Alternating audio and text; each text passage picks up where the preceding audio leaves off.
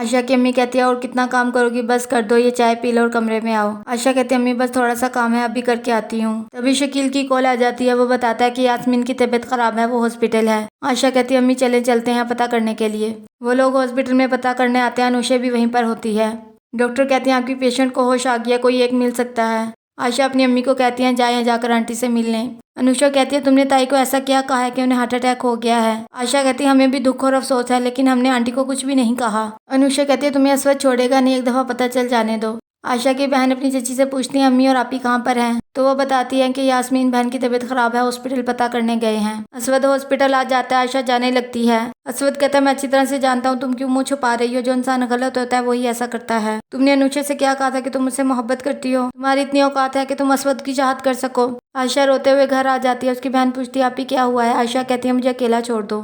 अनुषा अपनी मामा को कहती है मुझे प्लीज सोने दें। अनुषा की मामा कहती है अस्वद आने वाला होगा, अब तुम नहीं सोओगी। अस्वद घर आ जाता है तो उसकी चची पूछती है कैसी तबीयत है भाभी की। अस्वद कहता है 48 घंटे बहुत क्रिटिकल हैं। उसकी चची कहती है बेटा प्लीज खाना खा लो, तुम्हारे बाबा भी सुबह से रो रहे हैं, बहुत परेशान हैं। अस्वद कहता है अब्बू आप रो रहे हैं। शकील कहता है बेटा मेरा तुम्हारी माँ का 30 साल का साथ है, वो तो कभी एक रात भी अपने मायके नहीं रुकी, उसके बगैर मैं नहीं रह सकता, दुआ करो वो ठीक हो जाए। आशा नमाज पढ़ के दुआ करती है यास्मीन के लिए कि वो ठीक हो जाए। सुबह टाइम आशा ऑफिस जाने से पहले यास्मीन का पता करने हॉस्पिटल आती है और उसके कमरे में बैठकर दुआ मांग रही होती है उसके लिए। तभी अस्वद भी आ जाता है। वो आशा को देखता है तो वापस चला जाता है। आशा नवाफिल पढ़ती है और यास्मीन को दम कर देती है।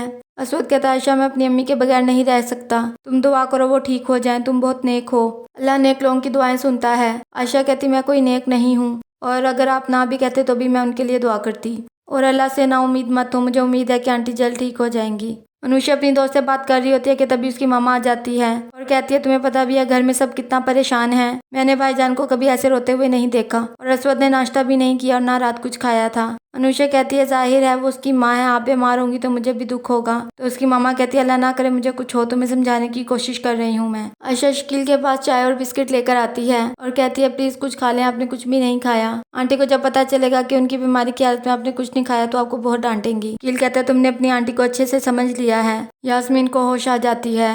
अस्वद कहता है अम्मी आपको पता है मैं आपके बगैर नहीं रह सकता। यास्मीन कहती है इसलिए कहती हूँ कि बड़े हो जाओ, माँ ने पूरी जिंदगी तो साथ नहीं रहना। अस्वद कहता है अम्मी प्लीज ऐसी बातें मत करें।